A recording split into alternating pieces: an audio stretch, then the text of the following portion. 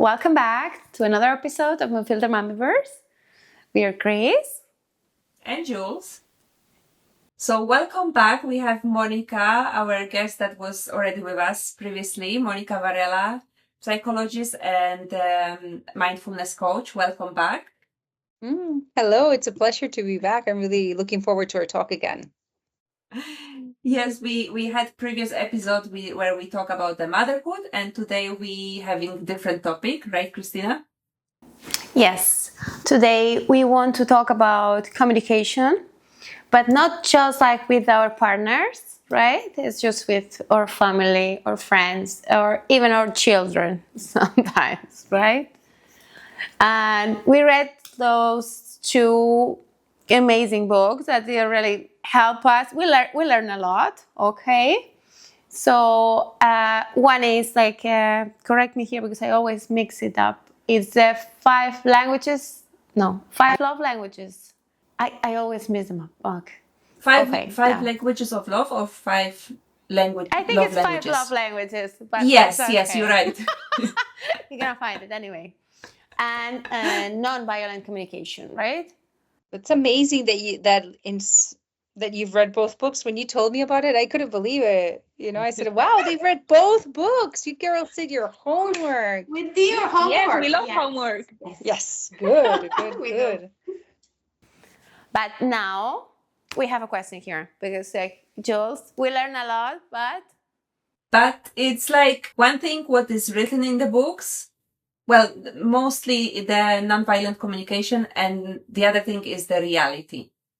Okay, it's the idea of nonviolent communication. It's beautiful as theory, and if you have a space and a partner to communicate in that way, it's easy, I think. If you put it in practice and you practice, it's fine. But in the situations that, I don't know, there's argument or you're stressed, overwhelmed, it's very difficult to apply those, let's say, rules. It is true. Yes, it's difficult. Nevertheless, when you practice it, the more you practice it, it does become easier.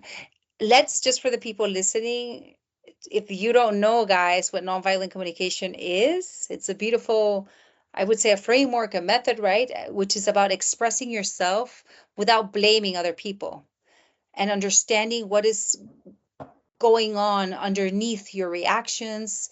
And it's about learning to talk about your needs, right? It's about connecting with your needs, taking into consideration or that everybody has universal needs. So when we talk about our needs without criticizing or blaming others, when we simply describe what happened, share how we feel, and then connect it to our needs and ask for something in a clear and respectful way, there is a better communication without conflict. So you actually have real communication instead of conflictive communication. And it's true, right? There are 4 steps, I think. I'm saying I think because I'm not the expert, but yes, there's 4 steps. And do you want to explain them to us, Chris or Jules, from what you learned? I'll test you. I have it written here. Good. I have my Jules, notes. You can explain it. Use your notes, and then we can talk about it. Okay. Yeah. So we do have the observation, what's happening. Let's say, I don't know, I've noticed that when you're using your phone too long, let's say, it makes me feel frustrated or lonely. So you say the observation and then you describe your feeling, how you're feeling. And then you say or communicate what is the need. I would love if you use your phone less.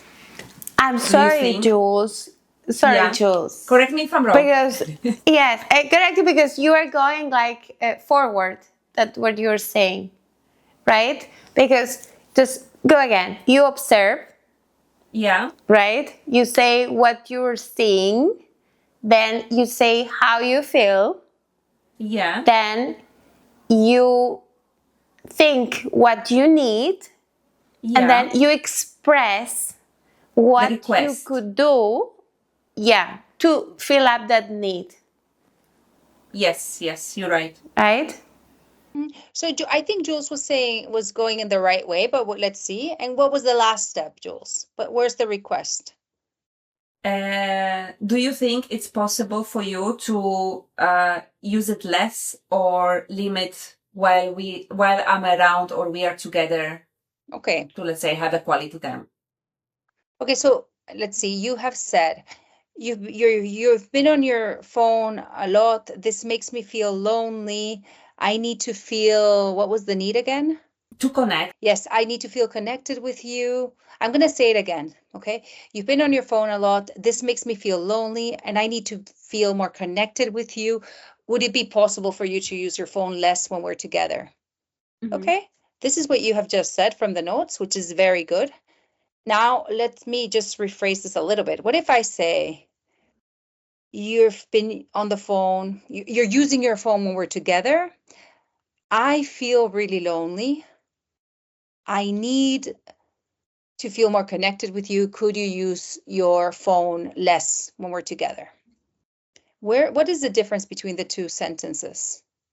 Oh, Chris is raising her hand. Go ahead. Okay, I think you're being judgy when you say for too long. Okay, good, Chris. I didn't notice this actually, and you are right. I mean, so you see, even though it's like 4 simple steps, which are observation, feelings, need, and request, what I wanted to say is that, as far as I'm concerned, we don't say it makes me feel, because that is also judging. Nobody, according to the personal development world, my like gestalt therapy background, and also in the nonviolent communication world, we don't say that someone makes you feel anyway. Okay, so I feel lonely when I see this. When you make that face, something happens, and I don't know, it triggers me, I am triggered, but I am triggered. It's not the face. Okay, and that I think is one of the most liberating things, because it brings you back to yourself and that you are in full control of your emotions. So it's even empowering. And it takes a lot of responsibility. Maybe we even spoke about this in the other podcast, but Yes. but I would suggest that we don't not say it makes me feel, because the person will feel judged if you're putting your emotions like in their responsibility.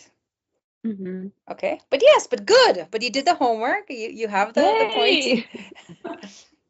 Yeah. So now I have a question.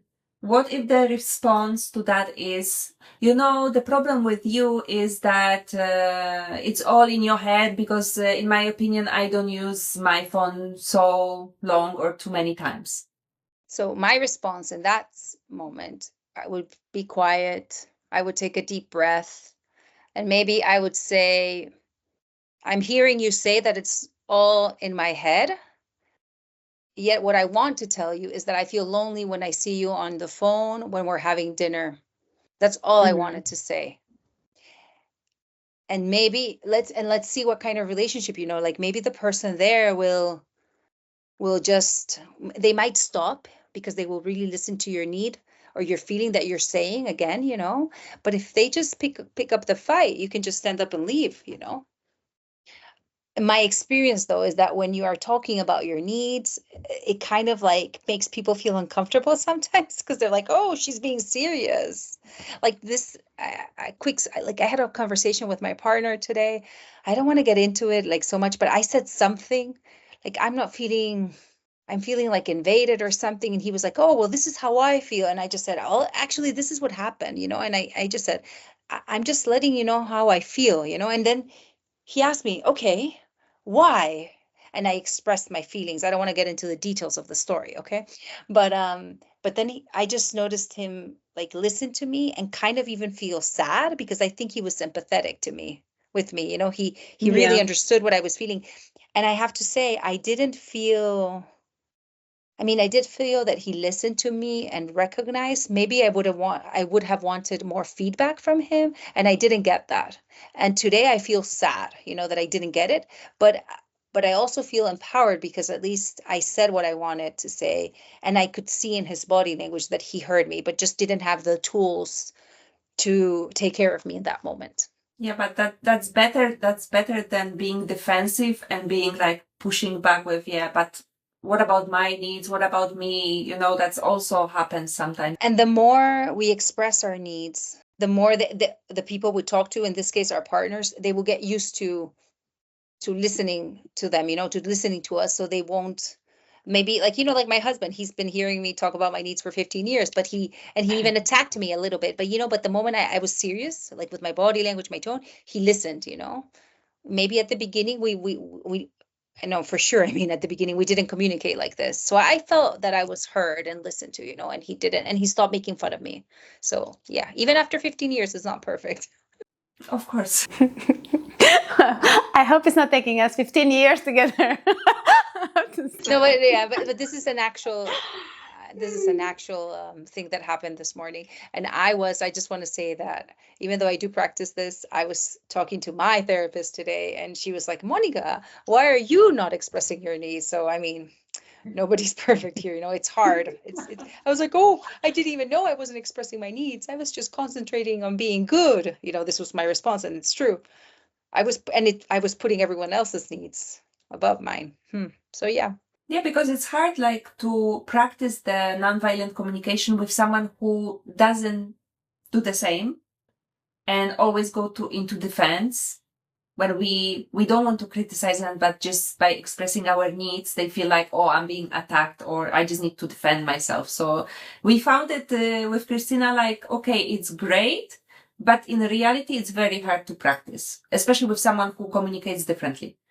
It is. It may be, maybe, but I would encourage you to practice it anyways, and that will make the person get used to your way of communicating, and they will learn. Or also, what about teaching them the framework, like in tiny bits?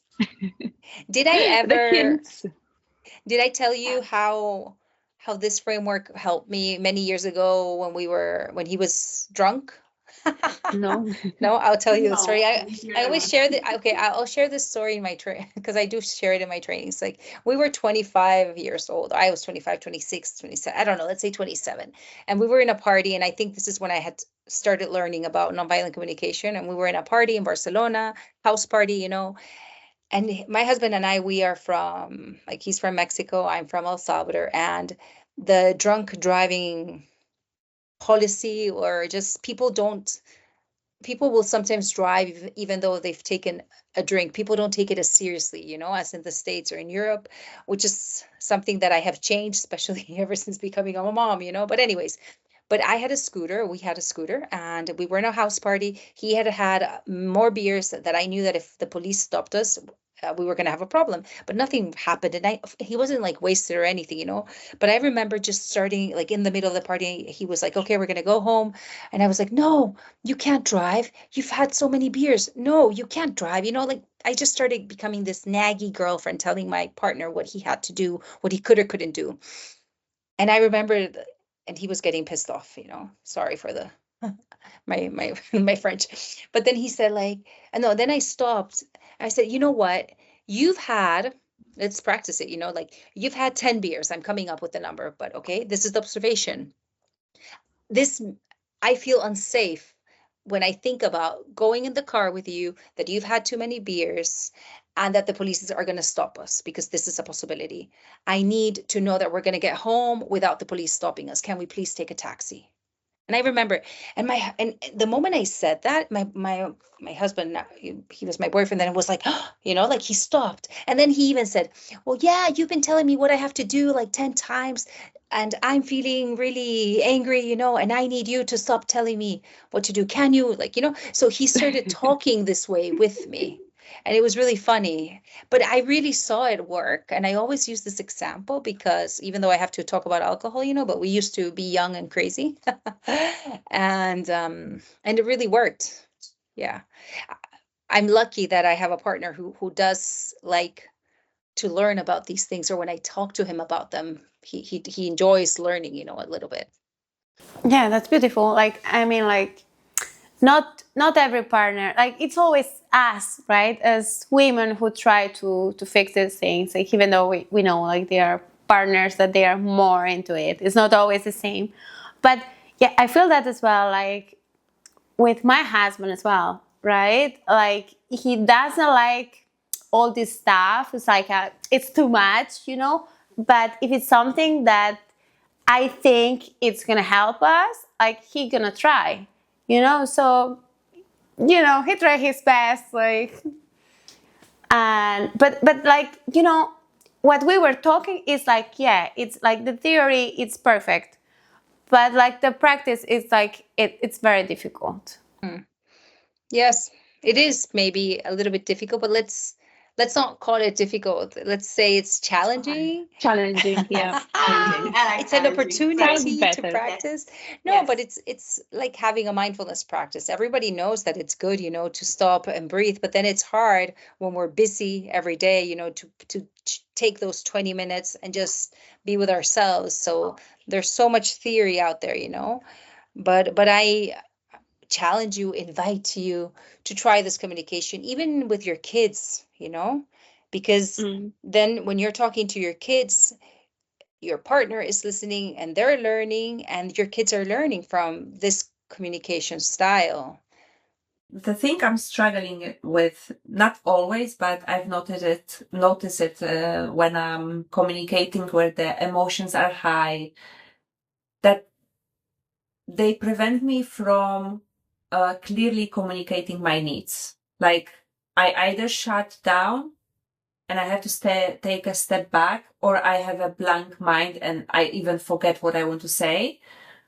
And then I've noticed that sometimes it's better for me if I text instead of talking face to face, because then I can read the response, I can take a breath, I can analyze it again. I don't have to respond like with the emotions or some words that I will regret. Is that good? No, I think this makes perfect sense, especially if the emotions are high. What is happening to your brain in that moment is that you're freezing, you know? The freeze response is activated. You go quiet, you disconnect, you don't talk. And I think maybe with more of a mindfulness practice, the freezing response would be shorter. I don't know how long this lasts, but if you need it's valid to say, I'm not feeling like I'm thinking right, or I'm not thinking right, I need some time, and to retreat before escalating, you know. And then and it's your human right to say, I need some time. I can't talk about this anymore, you know. Hopefully, like without crying. I mean, not that crying is bad, meaning just like with a strong face, you know, like empowered. But or you could even start crying and just say, I need some time, you know, give me some time. Yeah. And then if the person continues, you know, you just speak louder, you know, I need some time. And then when you're okay, or whenever you feel like you take the time and you text. And then when you're texting, you use the same framework, which is without saying, you made me feel, or you are this, you are this, you are this, you know. Yeah. Many of us, we grew up in environments, at least in my home, that if I was angry, I was punished, or I was sent to my room. Nobody asked me how I was feeling. So nobody taught me how to deal with my emotions either, you know, until they finally sent me to therapy. And yeah, and now I find it easier. But there are times when I do need to retreat, you know, or if I just another like situation, if my partner is making fun of me or something, you know, just like, because sometimes, and we get into this passive aggressive funny behavior, but that's maybe not so good. I just take a deep breath and I leave. And now I don't even like get angry, you know, like, or engage, because I know that it's just like a little moment and he was actually joking. His intention was good, but I don't see myself, I don't take it personal anymore. It's difficult for sure. Plus, like, I don't know if you have the same girls, like hormones before the period, perimenopause, everything. It's just like those little things that making it very difficult to communicate sometimes. Yes. And do you send letters to your partner then, Jules, or to some people when I prefer texting, like long text, just to express how I feel, and then we can sit down and we can talk. But letters, okay. yeah, I'm more into the technology now. Of course. I said letters, but yeah, I meant a text. Yeah, probably. Okay. I did it as well. I did it in paper first, and then I switched. But what I wanted to address, like you say, like I had that as well. Like you, when you were being punished as a kid and sent to your room, and now that's different. That's a difficult challenge we have now with our kids because somehow we don't know how to do it because we didn't see it. Yes. So how It's we fight with this? No, I think we're all learning and we're doing the best. I see a lot of people in the park now naming their kids' emotions, oh, I can see you're angry or you're shouting, you're angry. I think you need to do what you feel is right for your family situation. But of course, we are a mirror to our kids, so if you start losing it or if I start losing it in front of them, that this is like either with my spouse or when they're like going crazy, then they're also learning, I think, that this is the way to react. So the calmer we are, the better. But by calm, I don't mean insensitive, I just mean like today, actually, I saw a video of Dr. Becky, a quick reel, and I liked this. I liked what she said because she said that we are like a pot, a plant pot, that it changes the energy of a room but it does nothing, So she said, when your child is losing it, you can just be there and you can tell your child, I'm not going anywhere. This is a safe space, for example. And I liked it, but just that the fact that you're there and there's nothing for you to do, just be there, be present. And sometimes with one of my coaches, she told me that her daughter didn't want to be close to her. And with my 3-year-old, this week, for example, she started crying before going to sleep, and she just wants to like have a good cry for 2 minutes. And I just kind of like touch her a little bit, but she doesn't want me to hold her.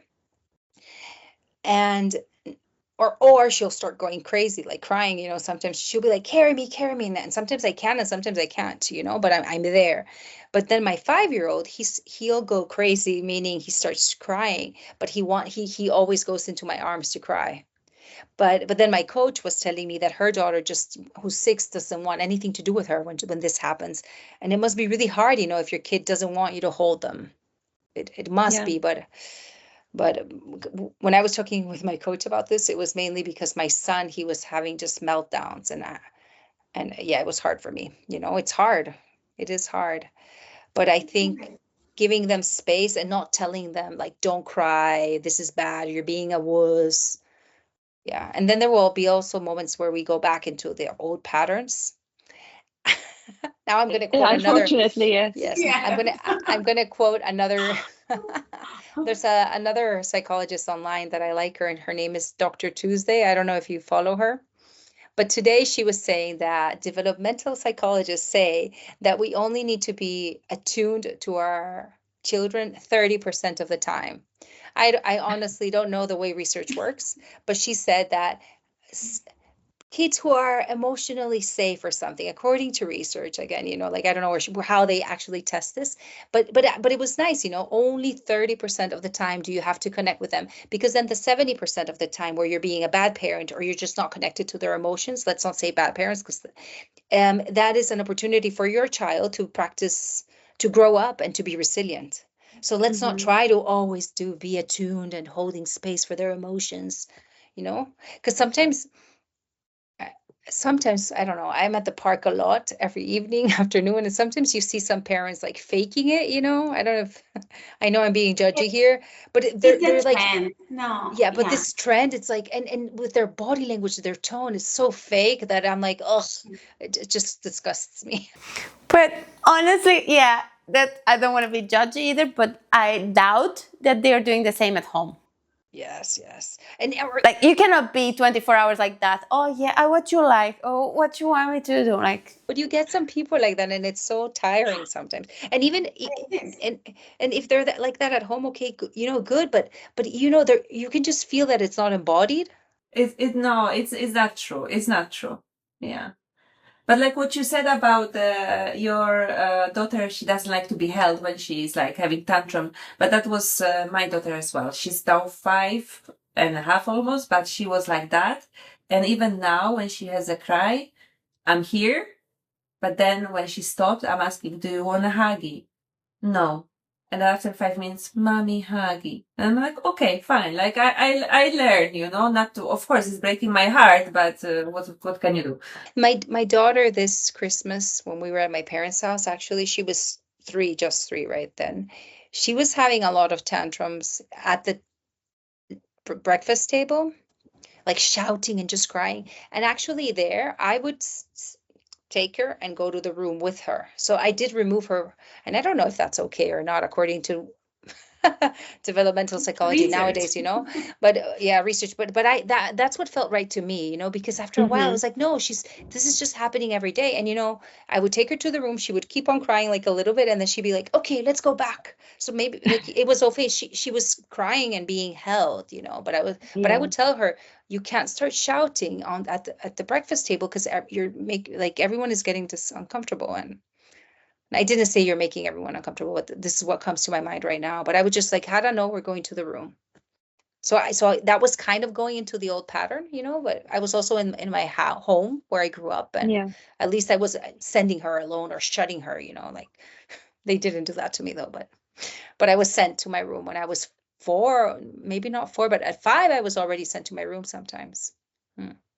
It's not easy. Like I feel like with the kids, it's even harder to keep communicating well and doing the right things, because the emotions are really high, and overstimulation and the stress and everything is just way too much sometimes.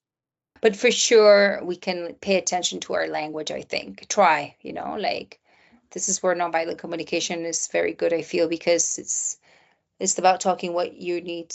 Like I think you can tell your child, like, I need some space right now, or I need to work, or I need silence. Just so that they hear I need, so that then they can ask what they need. And now that I'm talking to you, I at the end of the night of the day, I always ask my kids what they liked. And sometimes I ask, what didn't you like, just so that they know that they can also talk about these things. But most of the time it's kind of like practicing gratitude. And I'm thinking that maybe I could ask them, what did you need today, just to see. Yeah, that would be We'll nice. see. I'll practice this and I'll let you know, because I don't do that. No, when you were talking about the kids, like that your kids, the different way they react, like with mine, that they are the same. I don't know if because like they are the first one or they are boys and they need more mommy, but with my kids it's the same. The boy is 5 years old and he's always up for a hack, when he cries for anything. And her, like with 3 years old, she doesn't want, like she cries, like she throws herself, she goes like by herself to the room and she cries in there, like you don't have to send her anywhere, like she feels safe there. So, and then she comes and she say, I'm calm, mama, now I'm calm. Mama, that's great. Like each of them has their own needs. Like it's difficult, but like it's the thing, we are trying to teach them at the same time that we are trying to learn ourselves. So it's like, yeah, some days it piles up, like today, like I don't know, like today was a crazy day, overwhelmed, like I don't know. I want to ask you, ladies, what are you struggling with when it comes to the communication the most? Like for me, it's the emotions that I'm feeling too much, or I would say for me, maybe it is putting my needs first. Even though what I was saying, that of course I practice this, but I was today talking with my therapist, and she was saying, where are your needs? Because I have this, sometimes I have I'm over adapting to things. I think Okay. everything is okay, whatever everyone needs, and I'll adapt.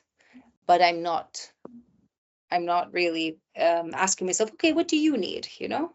So this is my challenge for the week. Well, I have both, but I have as well like the thing, like I don't ask what I need. So I just think like they'll read my mind. They do what I'm waiting for, usually with my partner. And then I get upset because they didn't do it, but I didn't ask for it. So like it's like a circle. Like it's like, okay, go. So I'm trying to learn this thing, but, Yeah, and this is where the love languages sometimes come in handy, That's true. because we're talking about the love languages as well. And maybe in this case, of course, talking about what you need and what you would like is very important. And hopefully you'll get it, and then sometimes it's that, yeah, you are wanting to receive love or attention in a certain way, and you think you're not getting it, and your partner, that's why communication is important, but your partner is loving you and taking care of you, but he is maybe working a lot, and that's his way of showing his love, like going outside and working, or I don't know, maybe cleaning the car, but for you, you just want him to be with you, or you want him to offer to do the dishes, or I don't know what your love language is. What is your love language, ladies? Yeah, we were in between two, right? We were saying we're bilingual. Okay. Yeah, we were like act of service and the quality time, something like that, Yeah. right? Yeah. Yeah, so for the listeners, right, there are love languages that we communicate with, or that how we express love, and there is acts of service, quality of time, affirmations, like telling your partner amazing things, or yes, then there's touch and gift giving. So yes, for me, for example, I think I am more of a quality time person. And with friends, I know that I like to gift things, I like this. And for example, my partner, he's a touch person. For him, sex is very important. So he has like no needs. He's just like, if we have sex, I'm fine. I'm happy. And he says that, like, for him also, everything is solved with that, which is, I'm joking here, but I know that is his love language. The act of service, this is how I would like to receive love, but this is also how I show the love. Yeah, I like giving gifts and receiving quality time. No, like I didn't think about it, but yeah, like it's more like a gift, like when it's about friends. That's true, or even maybe with my kids as well, other than quality time. But with my partner, it's more like quality time and acts of service. And sorry, when I said sex, I meant it can be touch, of course. It can be like Physical sensual, a connection. massage. No, my partner and I, because like touch is so important for him. Like when the kids are sleeping and we watch a series, we always give each other foot massages, and I know that Oh. he's getting his love language in that moment, and sometimes he won't give me one, and I'm okay with giving it to him, like it's fine, because I'm getting the quality time, because sometimes watching TV is quality time too, and yeah, but I also now, I don't know, sometimes I'm like, no, I really want one too, so we do half and half. Yeah, and yeah, but it's really nice. We have this tradition of the foot massages at night, and it's very nice. And I think we spoke, Christina, in one of the episodes with other guests, that it would be nice if that book, the 5 love languages, would be given to the teenagers at school. So they learn very early on, like how they express love, how they like to be loved. I think that would be easier for them in the future. Yeah, this is a very good idea, and maybe when your kids are teenagers, you can give it to them. Yeah, because when they're sure. adults, they might not want to read it, or like that's not for me or something. So yeah. Well, we're gonna give them the podcast to watch, to listen. Yes. Once upon a time, your moms were on the internet. Yeah, But now that you're saying this, maybe I'm going to take the 5 languages of love. I'm giving you an idea here. Maybe we can put in the framework to ChatGPT that they already have it, but ask ChatGPT to create a story for a 6-year-old. Yeah. And That then, would be nice. maybe it already exists, just because I know that I think there's 5 languages of love in business now, and their website is very good. But we can look into this. What about when it comes to the moment when in the relationship, when the communication is about dishes, about shopping list? How to fix that? Like, is there like the only way to fix it is going to the therapy, or I mean, after kids, there's for sure every couple had a moment that they disconnected and they don't communicate anything more than just like the chores, let's say. No, it's true. I was reading that after kids, most of the communication becomes logistics, right? Yeah. And in fact, yes, I remember before I had kids, some of my best friends, they said, "Oh, we went on a trip together, and and we had the mission, like the goal to not talk about the kids," which I think is extreme, because at the end of the day, like your kids are part of you, but they were trying to just reconnect without talking about their kids all the time. And with me, in my case, I admit that sometimes I'm sick of myself and I haven't done it. I'm like, I just don't want to sit at dinner or at breakfast and talk about logistics about, I sent you this Google Calendar invite, or next week I'm not working. And I'm tired of it, but it's necessary.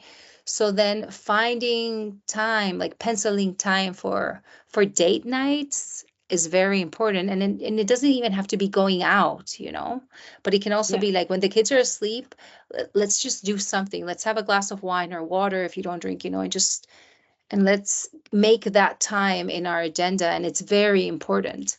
And I think that nowadays, at least in Europe, in my world, people are not giving themselves that time. It's more No. American in a way, to hire a nanny and go out. But here in my world, it's unheard of. People don't tend to hire nannies or have these date nights. And this is something that I really respect and like from what I see in American culture. Yeah. So yes, and but we think we don't deserve it, and it's not true, because actually it's an investment for the future.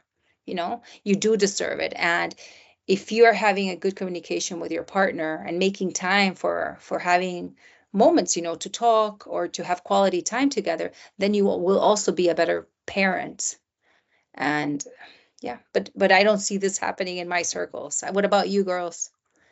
No, I think it's more like finances situation for people nowadays. Like hiring nanny, it's nothing that they can afford, and plus the time as well. Like most of us just we are tired, and it's like when it's Friday, Saturday, it's like cleaning, laundry, and I don't know. I don't see it either happening much.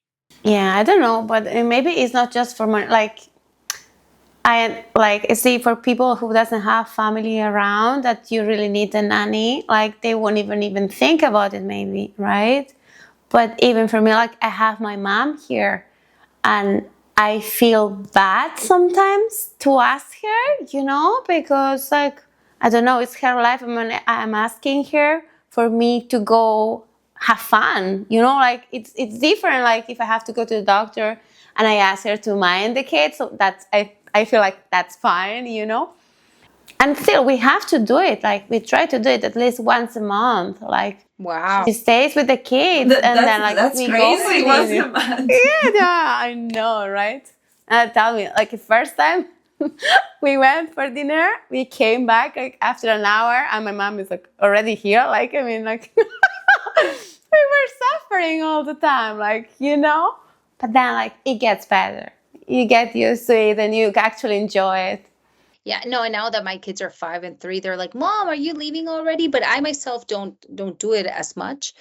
A part is also finances, and then there's another part of like, yeah, feeling maybe a bit guilty, and I'm working on that, But then if you can't imagine, let's say you can't hire the nanny, what about just having these emotional check-ins, where you ask your partner, "How are you doing? How are you feeling? What can we do?" And just having the mental, like a mental sign in your diary to do it once a week. It is true though that maybe we as women are going to think about it more, because it's just not something that men are going to think about unless you're a very emotional guy. And this is, I don't know if I'm being biased here, this is politically incorrect to say this, but as mothers, we are the ones who think about that. But here, because I was talking about this with a client today. She said, "I don't want to be the one planning," because they have help actually. They can ask the grandmother, who was in this case, the man's mother. And she said, "I just don't want to plan it, because I'm always the one planning. I don't want to have to ask." And I get her. Because I also feel that way. But I said, "Yeah, but if not, nothing's going to happen." So just do it right now, even if you're too tired to do it, to ask. But just make that a bit of an effort. That's my friend. I don't know if it's 100% emotionally correct, to do it, because maybe that's not what she needs, and she needs to have her needs and feelings heard and other things, But my advice was just do it, because he's not going to.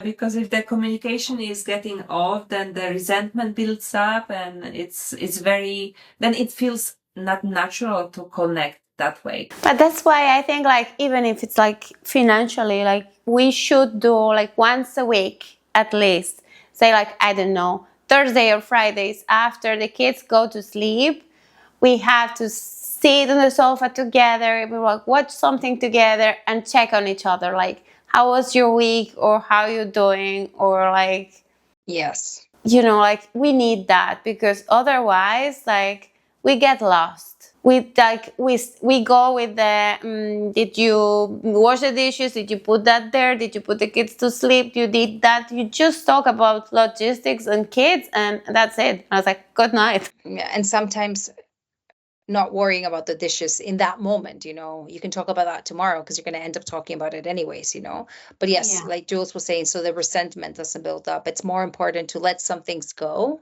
and find that moment for connection. Is there something like over communication, that we doing it too much? Can that be also like negative? For sure. Like communication must be intentional, I think. Or must be, or it's nice when it is, Sometimes maybe, I don't know.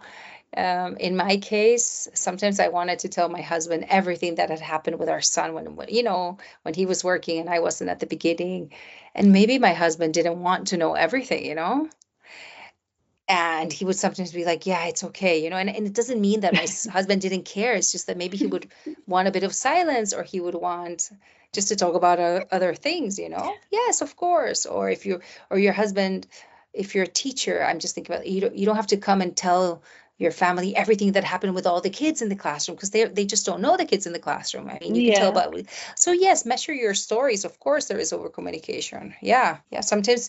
So are we communicating because we just want to fill the space, because we want to hear ourselves, or do we want to make the other person engage, And and in fact, about communication, I don't know this framework, like where this comes from, but I'm a volunteer in a hospital, and once a month, all of the volunteers, we get together, and our mentor, she has taught us to also listen.